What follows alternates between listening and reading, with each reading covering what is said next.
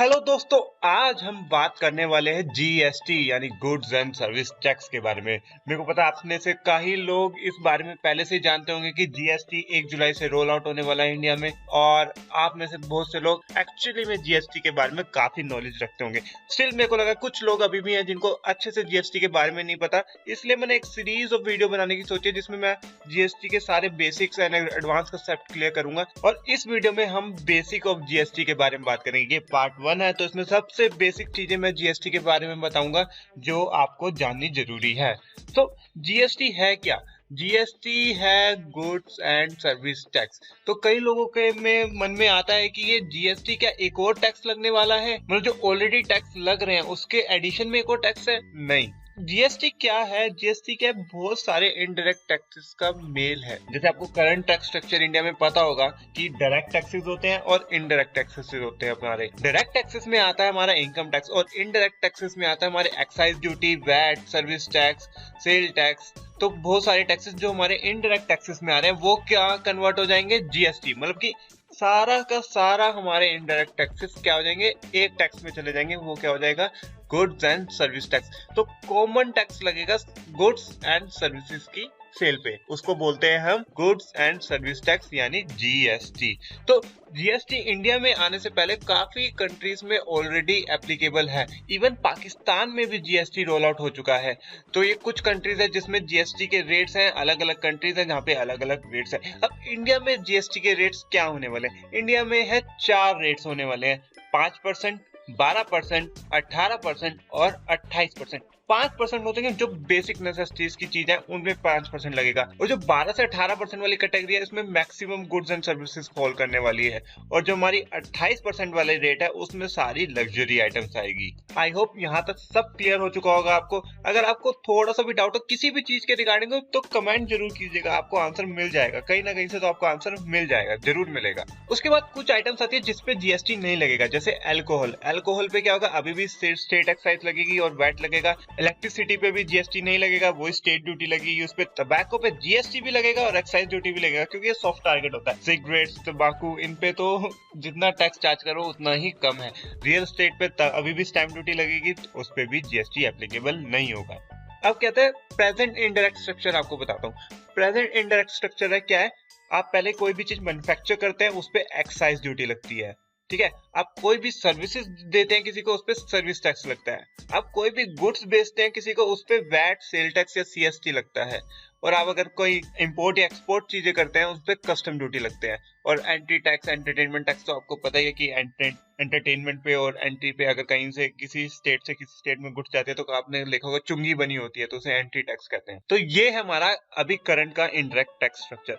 अब इसको पूरे को कौन रिप्लेस करने वाला है? जीएसटी। कस्टम ड्यूटी अभी भी लगी। कस्टम ड्यूटी के बहुत सारे कंपोनेंट्स होते हैं, तो कुछ कंपोनेंट्स की जगह लेगा आपका जीएसटी, बाकी पे कस्टम ड्यूटी अभी भी लगती रहेगी। तो जीएसटी के हैं 3 कंपोनेंट्स।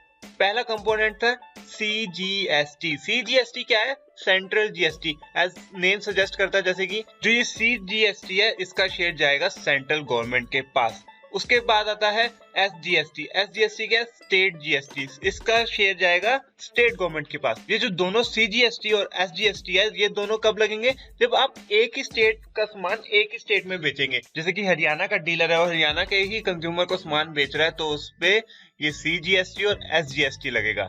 उसके बाद आता है आईजीएसटी। आईजीएसटी क्या? Integrated GST. ये लगेगा जब आप एक स्टेट से दूसरे स्टेट में गुड्स बेचेंगे तब लगेगा। और इसका जो हिस्सा होगा वो किसमें शेयर होएगा? सेंट्रल और स्टेट में बराबर बराबर, या जो भी इनका टर्म्स होगी उसमें शेयर होएगा। सीजीएसटी किसकी जगह लेने वाला? सीजीएसटी उन टैक्सेस की जगह लेने वाला है जो सेंट्रल के पास जाते थे, जैसे कि excise duty, sale tax, service tax, उनकी जगह लेगा सीजीएसटी। ऐसे ही एसजीएसटी किसकी जगह लेगा? जो हमारे स्टेट के पास टैक्सेस जाते थे, like VAT, purchase tax, entertainment tax, luxury tax, entry tax, जो ये सारे स्टेट के पास टैक्सेस जाते थे वो उसकी जगह लेगा एसजीएसटी। जो हमारी सेंट्रल की रेवेन्यू थी वो सेंट्रल के पास रहेगी, जो स्टेट की रेवेन्यू थी वो स्टेट के पास रहेगी, और जो दोनों के पास शेयर होती थी वो आईजीएसटी में आ जाएगी। तो जीएसटी के कंपोनेंट्स को इस तरीके से बनाया गया है कि सेंट्रल को भी नुकसान ना हो, ना ही स्टेट को नुकसान हो। अब आपको मैं एक एग्जांपल लेके समझाता हूँ कि इंटरस्टेट सप्लाई क्या होगी और इंटरस्टेट सप्लाई होगी क्या होगी। अब देखिए कि एक लोकेशन से दूसरे लोकेशन पे अगर हम सामान बेच रहे हैं तो उस पे क्या लगेगा, CGST और SGST। मतलब हरियाणा में है, हरियाणा से ही सामान जा रहा है और हरियाणा में ही बिक रहा है, तो क्या लगेगा, CGST और SGST। इसमें क्या है कि जहाँ पे आपका ऑफिस रजिस्टर्ड है, उसका कोई वैल्यू नहीं है। आपका सामान कहाँ से बिका है और कहाँ पे जाके बिका है वो रिलेवेंट है। तो इसमें सिंपल है कि from one state to that state only. अगर दूसरे स्टेट में जाता है तो नहीं लगेगा CGST और SGST। इसी तरह अगर हम हरियाणा से पंजाब में सामान बेचते तो IGST लगता।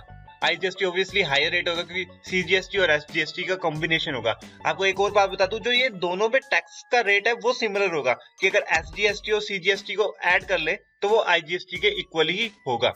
तो इसमें क्या, इसमें भी वही है, delivery of goods is important, कि अगर स्टॉक भी ट्रांसफर कर रहे हैं ना एक ब्रांच से दूसरी ब्रांच में, तब भी आपको IGST देना पड़ेगा। और इंपोर्ट्स के केस में आपको बेसिक कस्टम तो देना ही पड़ेगा, प्लस IGST भी देना पड़ेगा। जैसे मैंने आपको पहले ही बताया था कि कस्टम ड्यूटी नहीं चेंज होगी, कस्टम ड्यूटी के आगे जो उनके पार्ट्स होते हैं ना, CVD वगैरह, उसकी जगह IGST आ जाएगा। इसी तरह सर्विसेज पे भी, सर्विसेज अगर एक स्टेट से उसी स्टेट में ट्रांसफर हो रही है तो CGST और SGST लगेगा, सॉरी। और अगर एक स्टेट से दूसरे स्टेट में जा रही है तो IGST लगेगा। अब क्या है, प्रेजेंट सिनेरियो क्या था, अब आपको डिटेल में एग्जांपल लेके बताता हूं मैं।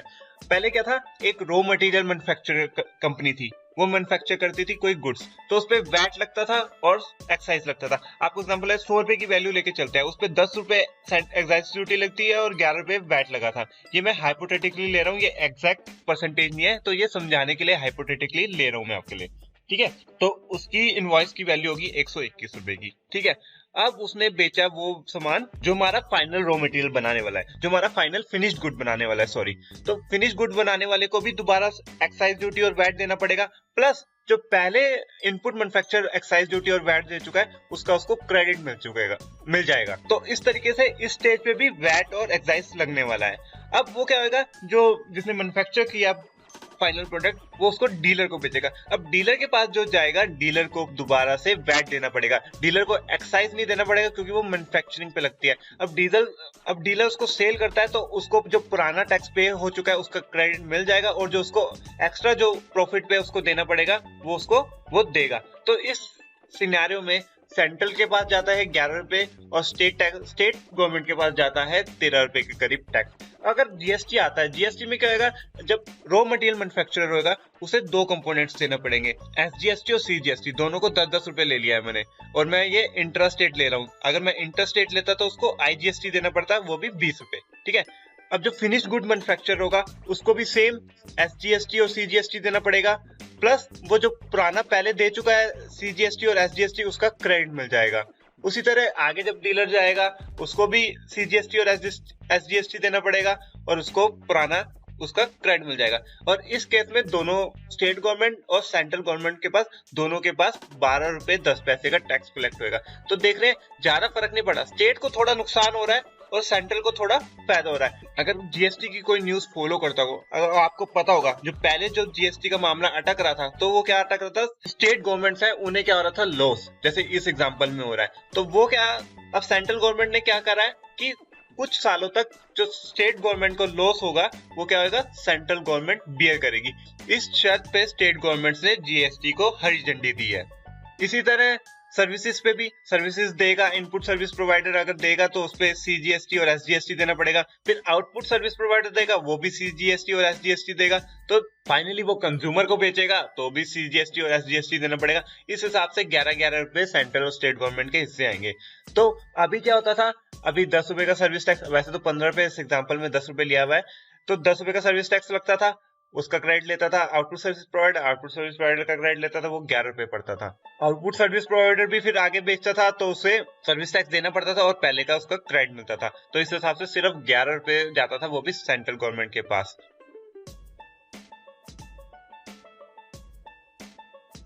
तो GST के बेसिक्स में फिलहाल इतना ही था, पार्ट 1 है ये। इसके बाद मैं सीरीज ऑफ वीडियोस लेके आता रहूंगा, पार्ट 2, पार्ट 3, जिसमें मैं कुछ एडवांस कंसेप्ट समझाऊंगा आपको GST के। अगर आपको वीडियो अच्छी लगी हो तो प्लीज सब्सक्राइब कीजिएगा, और अगर आपके कोई क्वेश्चंस हो तो प्लीज कमेंट कीजिएगा। तब तक के लिए bye bye, signing off for the day, take care.